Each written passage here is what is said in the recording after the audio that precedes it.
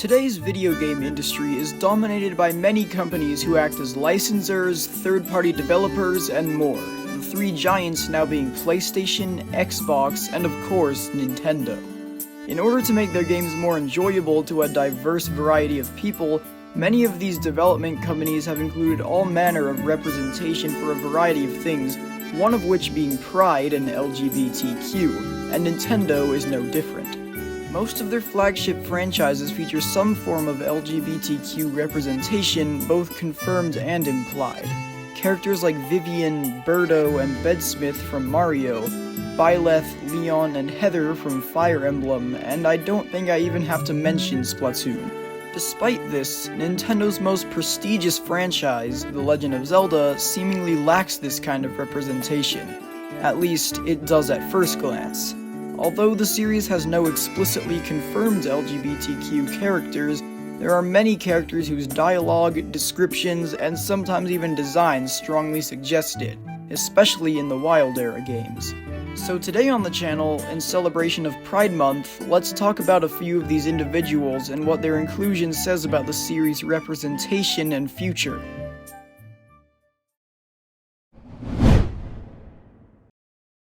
Vilia is an important character in Breath of the Wild's Forbidden City entry quest. The quest tasks Link with entering Gerudo Town, where men are forbidden to enter by law.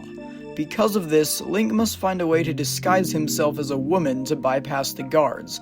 Atop the roof of the inn at Karakara Bazaar, he can find Vilia, who will offer to sell him a traditional Gerudo outfit to use as a disguise. Vilia herself wears a very similar garb to Link's Gerudo disguise, both having face-covering veils, puffy pant legs, and golden jewelry and hems.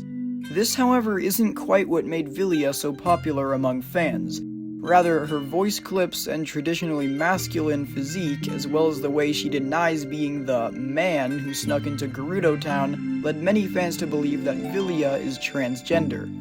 Some fans have taken this a step further, theorizing that Vilia was actually born a male Gerudo who for some reason didn't become king at birth. However, given the fact that her skin is much paler under her mask, an uncommon trait for Gerudo, and the, might I add, very confusing rules of Gerudo genetics, which state that the child of a Gerudo is always fully Gerudo, I don't think that this is the case. Not to mention, Ganondorf was technically still alive when she was born, and I don't think it's possible for multiple biologically male Gerudo to exist at once.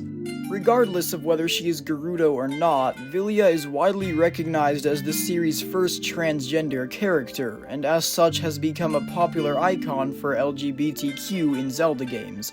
As the first trans character in the Zelda series, Vilia was already quite the groundbreaker, but her representation can be taken a step further still.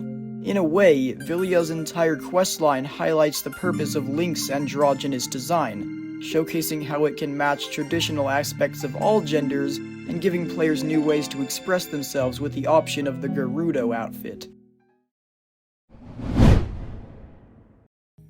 While we're still in the Gerudo region, let's talk about Sholani. This high-ranking Gerudo warrior was introduced in Age of Imprisonment as a minor antagonist turned ally who serves under the command of Artie. She appears to be a second-in-command to Artie, who in turn was the leader of a Gerudo battalion before joining forces with Hyrule and becoming the new Gerudo chief. Sholani's character description notes that she and Artie were born into the same faction and trained together, and that beneath her calm and capable exterior, her heart smolders with adoration for her longtime friend. Longtime friend presumably referencing Artie. This, coupled with the fact that her entire bonus conversation is just her gushing about how skilled and beautiful Artie is, as well as a few other pieces of dialogue, pretty solidly solidify her as the series' first lesbian character. Because of Age of Imprisonment's relatively low popularity, I wonder why, many people missed these little bits of lore. However, those that didn't quickly interpreted it as the game trying to tell us that Sholani does in fact have feelings for Artie. Although Sholani isn't the first character in the series who is implied to be homosexual, she is one of the clearest examples of it. Her lore shows that the Zelda team is getting more comfortable including LGBTQ characters in their games. I mean, the game practically flat out tells us she likes Artie, whereas in previous entries such things were only hinted at through dialogue and action. Moving on to the Necluda region, we can find a man named Calip. Oh, right, sorry. Dr. Calip.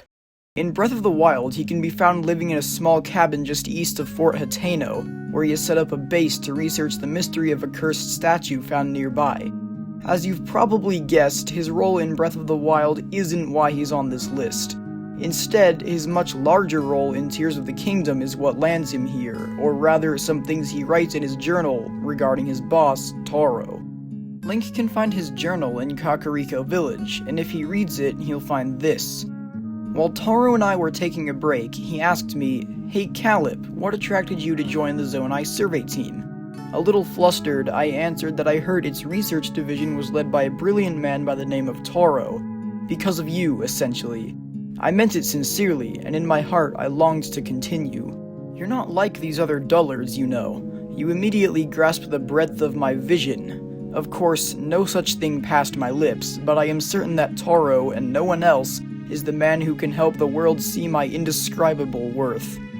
This, coupled with the fact that all of the other entries are also just Calip gushing about Taro's traits, led many fans to believe that Calip has a crush on Taro. While Calip's writings certainly suggest this, it's unclear whether it's a crush or just Calip hoping that Taro can help him become famous, as he is a bit of a narcissist. Not to mention the probable age gap, but people in the Zelda series don't always look their general age anyways, so who knows. Assuming the age gap is appropriate, it is a rather sweet sentiment. Since we're still in Necluda, let's talk about the guy you all expected when you clicked on this video. Beetle!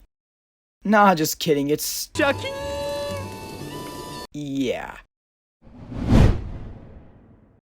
Bolson is the flamboyant president of Bolson Construction, a company which renovates and of course constructs houses in Hyrule. He is heavily involved in multiple important side quests across both Breath of the Wild and Tears of the Kingdom, including Hylian Homeowner, From the Ground Up, and the Lurelin Village Restoration Project, all of which involve some form of building or renovation. His flamboyant personality, outfit, and the way he interacts with Link cemented him as one of the game's most unique and memorable characters. However, none of these factors are why Bolson is widely considered gay, though they don't exactly help him beat the allegations. Instead, these allegations come from a few notable lines of dialogue. When purchasing the house from Bolson in the Hylian Homeowner side quest, he'll make it a point to call Link Studley. And when talked to after completing all of his related side quests in Breath of the Wild, he'll mention that he wants to find a spouse, not necessarily a wife. Not to mention what happens when you talk to him shirtless. All of these factors put together caused many fans to interpret Bolson as gay, giving him even more popularity as the series' first heavily implied gay character. As a character introduced in the game made to redefine the Zelda franchise, Bolson, in a way, adds to that redefinition. Since his introduction in Breath of the Wild, the amount of LGBTQ representation in Zelda games has increased significantly, making him something of a trailblazer. While he certainly is weird and doesn't tend to respect private property laws, let's just wave that off to him being an eccentric, retired contractor who seems to love procrastinating. I mean, geez, if you didn't waste so much time sitting around on my lawn, then you'd probably have found that spouse you keep mentioning by now. I guess some people never learn.